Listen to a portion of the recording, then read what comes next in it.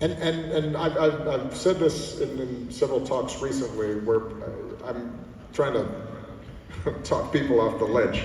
We're going to be okay. Hey, come on, maybe. That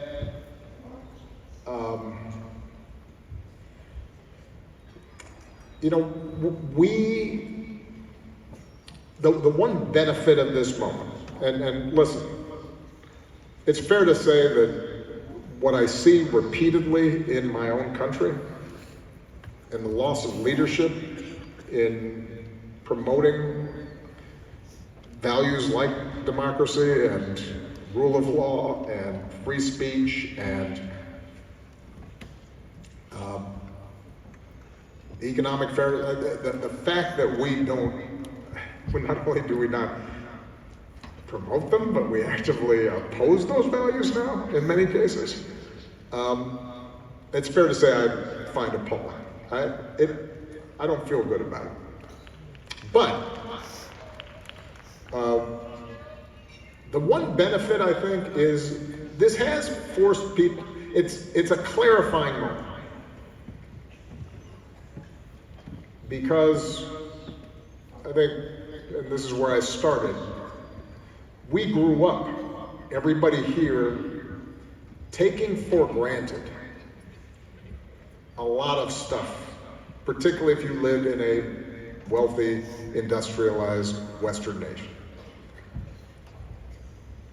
Stuff that you can't take for granted. And I think we got complacent and smug and comfortable posturing that we believed in all these values because they were never tested. And now they're being tested. And so it's easy to believe in free speech when everybody kind of agrees with it. It's much harder when the people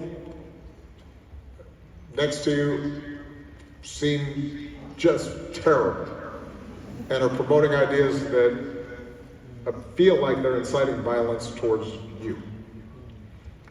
It's easy to believe in rule of law. But in the United States, you've seen law firms who then suddenly are being pressured, the government. In the same sense, when we are communicating to people about issues like equality, like racial justice, like getting rid of misogyny and homophobia and treating trans people the way we'd want to be treated. Golden rule. When we have those conversations, it's important for us to extend some grace and some to not act like people who don't agree 100% or are with you 100% on these issues right now, that they are the enemy or they're stupid or that we push them away, as opposed to inviting them in and saying it's easier to kind of broker agreements when everybody looked the same. It just came from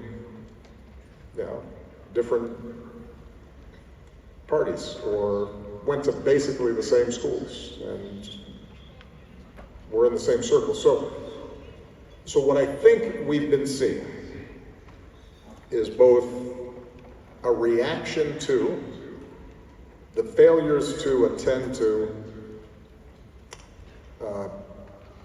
the disruptions of globalization and a failure to adapt a language that made everybody feel as if they had a stake in the universal principles that we were putting forward. And one last element I'd add to it is that as societies got more complex and more global, and you have problems like climate change that require cooperation between nations.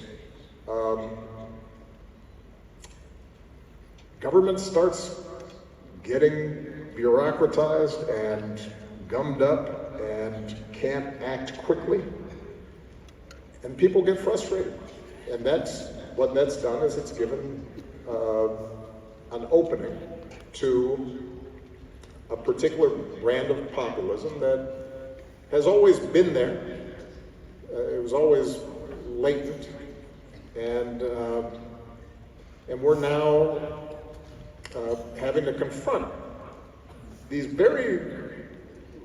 alternative stories of how humanity moves forward and how individual nations move forward. And there's one story that says, as I indicated before, that we're all created equal and we all have an equal place in this world, and laws and norms help us to mediate peacefully and solve these big challenges that we confront, but it's premised on trust. And there's an alternative story that is a much older story, which is based on tribe and race and a particular idea of God and worship. And we draw sharp lines, and we are fearful of anybody who's not us. And it's a zero-sum game, and it's based not on trust, but on fear. And that conflict of ideas, those contrasting stories, I think, is being played out on just about every stage in the world. I think,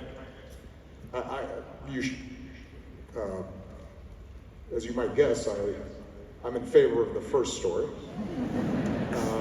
It's the one I've been telling. But I think it's the better story, and I think it's what ultimately leads us out of this path. But I do understand the appeal of the other story. It's almost our default as humans. You look across human history, we're instinctive. There's something instinctive about us saying, I want to be with people who are just like me and think the way I do and look the way I do and speak the same language I do. And the people who are not like me are a threat in a world of scarcity. And that's an impulse in all of us. And this other story is harder. And that's why sometimes I think right now it feels like we may be backsliding towards that older way of thinking about the world. That's why our view can have, it does not matter what happened in the world. If a fire has happened in your city, you'll see that fire first. We have a fascination, we are drawn to that. In some ways hardwired to it. And so it channeled content in a certain direction and prioritized certain content over others. And that just has kept on accelerating. And it's contributed to the political culture that we are seeing. And it's the reason why some of these trends you're seeing all across every country. They're not unique to specific cultures. It is the filter through which people are now getting the world is different. And what's most powerful about it is the fact that it is tailored to you. And as a consequence, it reinforces whatever biases and blind spots. It says, you are absolutely right. We're not going to contradict you. And so what has happened is, and I've used this analogy before, the idea of the marketplace of ideas is based on the notion you and I may see the world differently, but we can sit down and through logic and reason and observation and argument, we may not ultimately agree, but we can at least discuss what we consider to be the objective reality and draw some conclusions from it. And what happens with social media is, no, you are seeing a world that is completely different. So you can say, I like this chair, and I can say, maybe not my color. But if I say to you, this is not a chair, this is a bicycle, well, you think I'm crazy, and I'm offended that you think I'm crazy, and we're going to have a fight.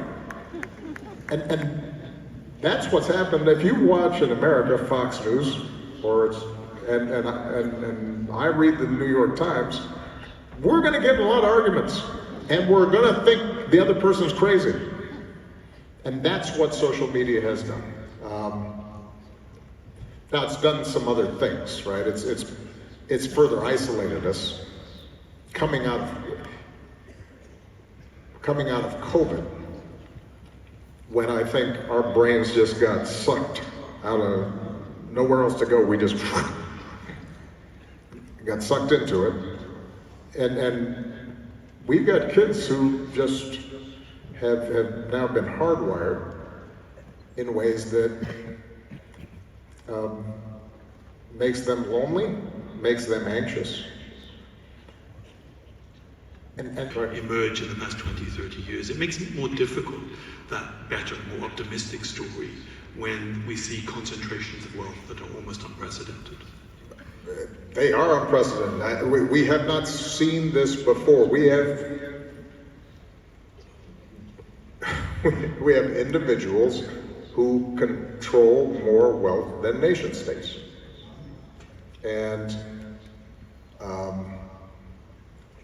look, I believe in markets as the greatest engine of wealth creation that the world has ever known. But what I also believe is that markets that are unregulated, markets that are not subject to other values, and are not steered towards addressing problems that you maybe can't make money solving, but need to be solved, like climate change. That in the absence of that, as we saw in the 20s and in 1890s, its excesses can do terrible things. And thank you for your leadership. It's wonderful to talk to you again. Thank you. Yes, we can.